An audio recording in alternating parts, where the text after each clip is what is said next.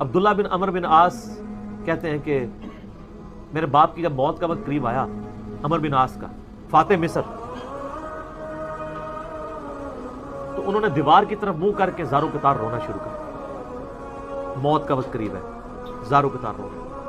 تو میں نے کہا ابا جان، آپ تو نبی علیہ السلام کے اتنے مقرب تھے، آپ نے تو رومن امپائر کو گرایا، تو ان جنگوں میں یرموک میں آپ شامل تھے، آپ اللہ کے نبی کے صحابی ہیں، آپ کیوں رو رہے ہیں موت کے وقت؟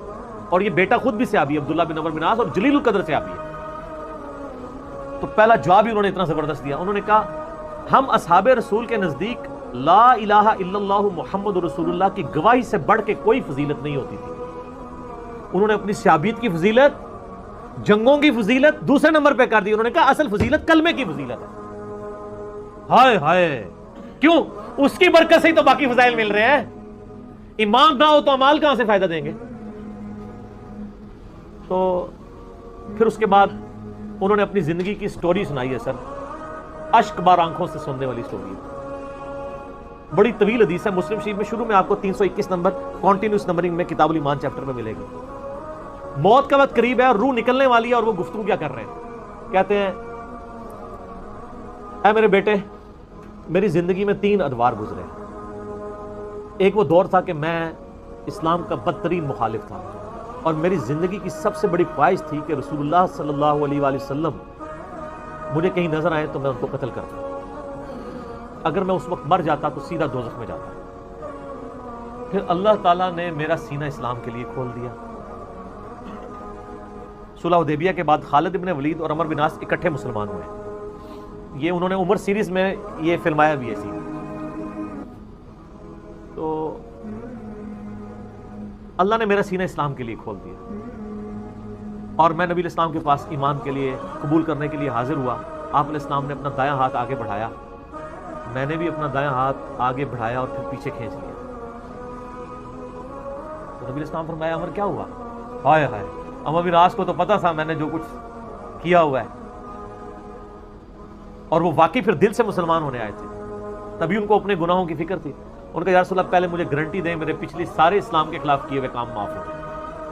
آپ فرمایا عمر تجھے نہیں پتا، حج مبرور پچھلے کے سارے گناہوں کو معاف کر دیتا ہے، ہجرت کرنا اللہ کی راہ میں پچھلے کے سارے گناہوں کو معاف کر دیتا ہے، اور ایمان قبول کرنا پچھلے کے سارے گناہوں کو معاف کر دیتا ہے۔ 3 باتیں شاید کہتے ہیں میں نے ہاتھ میں ہاتھ دیا، ایمان قبول کیا۔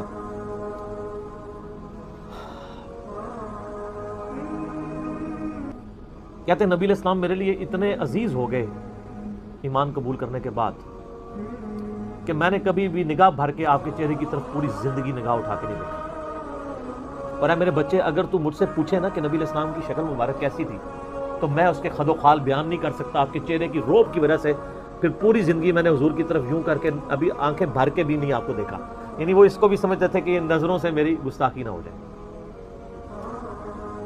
اگر میں اس وقت مارا جاتا تو سیدھا جنت میں چلا جاتا۔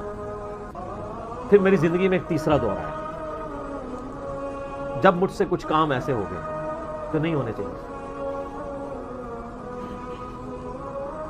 اب میں اللہ سے امید کرتا ہوں کہ اللہ تعالیٰ میرے گناہوں سے درگزر فرمائے، جب میں مر جاؤں تو میری لاش کے ساتھ کوئی نوحہ کرنے والی ساتھ لے کے نہ چلا،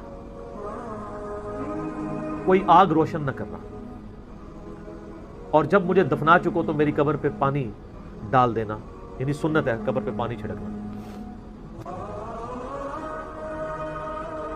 اور قبر پہ دفنانے کے بعد میری قبر پہ اتنی دیر بیٹھے رہنا جتنی دیر ایک اونٹ کو نہر کر کے اس کا گوشت تقسیم کیا، تاکہ میں اپنی قبر کے ساتھ مانوس ہو جاؤں اور اللہ کے آئے ہوئے مہمانوں کو جواب دوں، یعنی تمہاری قبر پہ بیٹھنے اور ذکر اذکار کرنے کی برکت سے مجھے قبر کے سوالات میں استقامت ملے۔ کیونکہ ابو داؤد میں حدیث ہے جب اپنے بھائی کو دفنا چکو تو اس پہ قبر پہ کھڑے ہو کے اس کی قبر کے سوالات کی استقامت کے لیے دعا کرو۔ تو عمر بن عاص نے کہا کم از کم 2-2.5 گھنٹے، یعنی اونٹ کو نہر کر کے گوشت تقسیم ہونا، یہ میرے قبر پہ تم نے وقت گزارا۔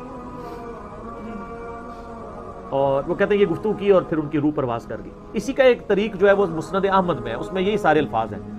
اس میں وہ کہتے ہیں میری زندگی میں جو تیسرا دور آیا نا، جب میں ایک بادشاہ سے جا ملا، معاویہ بن ابی سفیان سے، وہ جو انہوں نے جنگ صفین حضرت علی کے خلاف لڑی تھی نا۔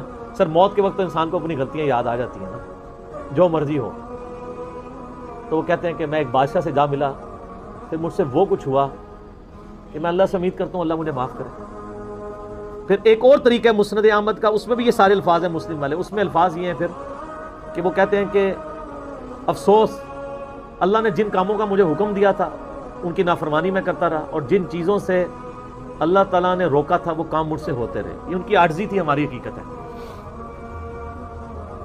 اور کہتے ہیں میرے بچے، نبی علیہ السلام نے مجھے کئی جنگوں کے موقع کے اوپر مجھے امارت بھی میرے سپرد کی، لیکن مجھے یہ دل سے یقین نہیں ہے کہ نبی علیہ السلام واقعی مجھ سے محبت کرتے تھے یا میری تالیف قلب کے لیے کرتے تھے۔ اور جو میں نے بتایا نا صحیح مسلم میں، مؤلفۃ القلوب، جن کو ایمان پہ پکا کرنے کے لیے کچھ پوسٹ دے دی، کچھ مال دے دیا، کچھ جانور دے دیے۔ عمرو بن عاص موت کے وقت کہتے ہیں کہ مجھے یہ یقین نہیں ہے کہ نبی علیہ السلام مجھ سے دل سے محبت کرتے تھے یا مجھے ایمان پہ قائم رکھنے کے لیے میری دل جوئی فرمایا کرتے تھے، لیکن میرے بچے دو بندے ایسے ہیں جن کے بارے میں حلفیہ کہتا ہوں کہ اللہ کے نبی ان سے دل سے محبت کرتے تھے۔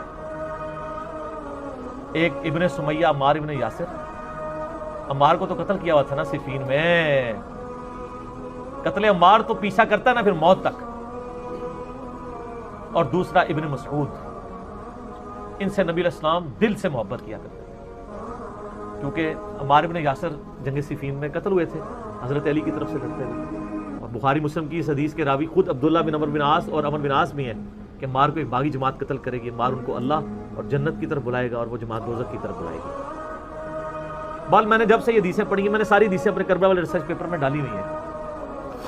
حضرت عمرو بن عاص کے بارے میں میرا دل پھر بہت نرم ہو گیا کہ وہ آخری وقت میں ان کو چیزوں کا احساس ہو گیا تھا کہ ان سے چیزیں مس ہینڈل ہوئی، اور سب سے بڑی ان کی للائیت ہے کہ انہوں نے یہ چیزیں بیان کر دیں اور وہ مسلم شریف میں آ گئیں، اور ہمیں ایک تو ہمارے اس مقدمے کو بھی تقویت ہوئی کہ ان سے چیزیں مس ہینڈل ہوئیں، دوسرا ان کے بارے میں ہمارے دل میں اب میل نہیں ہے کہ انہوں نے اپنی اس غلطی کا اعتراف کر لیا۔ اور ظاہر ہے اللہ تعالیٰ مرنے سے پہلے پہلے ان لوگوں کو توفیق دے دیتا ہے، ان کی نیکیاں ان کے گناہوں پر یقیناً بھاری تھیں، اللہ تعالیٰ نے ان کی غلطیاں جو ہیں ان کے گناہوں کے صدقے معاف کر دیں۔ ہم اللہ سے امید کرتے ہیں اور ان کے لیے یعنی خیر کی دعا کرتے ہیں، اور اللہ تعالیٰ سے دعا کرتے ہیں کہ اللہ تعالیٰ ہمیں بھی اپنی موت سے پہلے قبر و آخرت کی تیاری کرنے کی توفیق عطا فرمائے۔ اللہ تعالیٰ سے دعا ہے جو حق بات میں نے کہی اللہ تعالیٰ ہمارے دلوں میں راسخ فرما دے۔